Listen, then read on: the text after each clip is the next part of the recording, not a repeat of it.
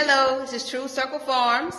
I have just been able to rent out a building where I will have my personal office, and I'm also going to be doing some hydroponics inside of this office.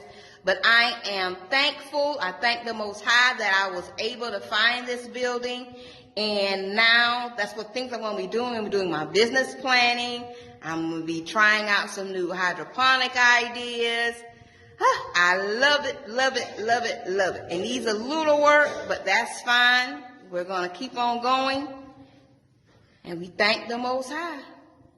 So everybody say, yes, the business is still going.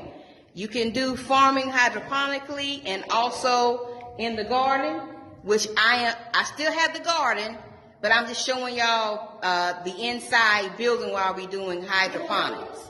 Y'all stay tuned.